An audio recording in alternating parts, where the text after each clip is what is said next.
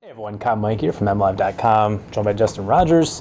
Lions getting ready for a game Sunday in Arizona, Justin, a high-profile game, and Lions are getting a bunch of their pieces back. We see Joseph Fourier fully participating in practice. We see Eric Ebron, Brandon Pettigrew, Ladrian Waddle's back out there. One guy we haven't seen is Reggie Bush, and Jim Caldwell was asked today if he would consider shutting him down as he did Calvin Johnson when Calvin tried to play through 2 games with the ankle injury. Wasn't working. They eventually sat him. Now he's healthy. And Caldwell said, yeah, they could take the same approach with Bush. Are you in favor of shutting down Reggie Bush? I mean, how would you handle that? You know, obviously we don't have the medical reports, and you know, I look at that as a coach-speak answer. I think he would consider shutting down any player to make sure they're healthy, and he gets away with saying that. But do you think they should? I don't know. We saw him in practice today. They were working him out hard. He was running a bunch of drills, testing his ankle, you know, really cutting and pushing off on it, and it looked fine. You know, if the doctors say he's good to go, you know, I think you go with it. The high ankle sprain, I don't know if it's a high ankle sprain, but the way he keeps re-aggravating it makes me wonder if it is. And if it is a high ankle sprain, yeah, I would consider taking that extra week. Theo Riddick's shown enough where I'd be comfortable, you know, with him filling that role for the short term. Yeah, you absolutely listen to doctors, but at the same time, you know, Calvin Johnson was cleared by doctors to play against the Jets, and he didn't do anything. He was cleared to play against the Bills, and he caught 1 pass and had to leave the game because he took a helmet to his ankle. Yep. And so you always listen to the doctors, and we're not doctors. We don't have MDs, in case you hadn't noticed.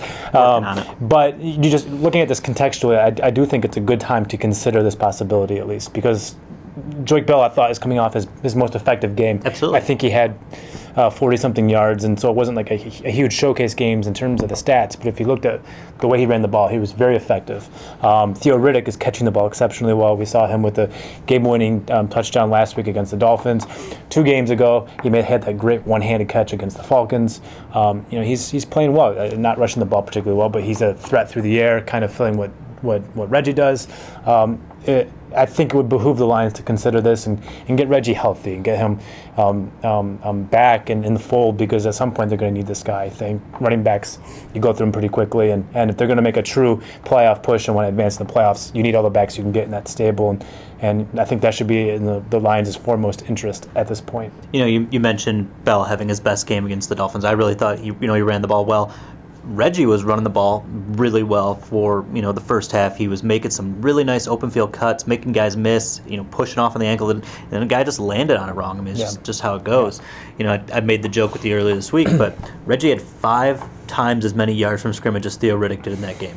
You know, Riddick had 5 yards, Bush had 25. You know, neither number is monstrous by any means, but you know, you saw what Bush is capable of doing still. He can make guys miss in the open field. When he works in tandem with Joique Bell, you know, it's still an explosive group, and you mix Riddick in, and you've got a very good running back group. Well, Reggie Bush really gives you, in my opinion, is the home run ball, because that's something that you're not going to get from Joique. That's not his game.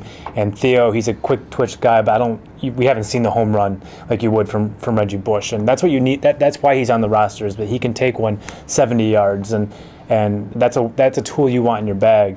But he's just not giving it to you right now. I think his long of the season is 26 yards.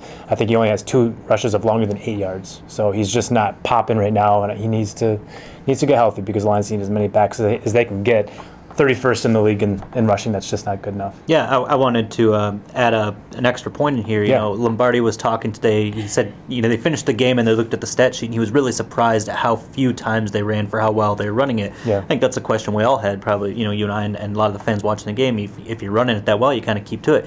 And he actually said Stafford made a lot of checks at the line where, you know, they have a run-pass play, and if he doesn't like the look for, you know, what the defense is showing in the box, he can check out. He said he counted about 5 times where Stafford checked out through quick, short passes, and he said, you know, I have to go back and look at which plays they were, but he said they were a really high success rate in those plays. So the Lions are calling more runs, and Stafford's, you know, got that freedom to audible out of it. Yeah. More options you have out there, the better off you're going to be. The Lions have been one-dimensional, I think, for most of the season offensively, and that could be one of the reasons why they've struggled so much to sustain drives, and getting that going is going to be a big key for them going forward. Yeah, they've been behind the sticks. They're terrible running the ball on first down, and set yourself up for 2nd and 3rd and long. That's, you know, going to result in a punt more often than not. Absolutely. For Justin Rogers, I'm Kyle Meinke. We are MLive. Keep it right here.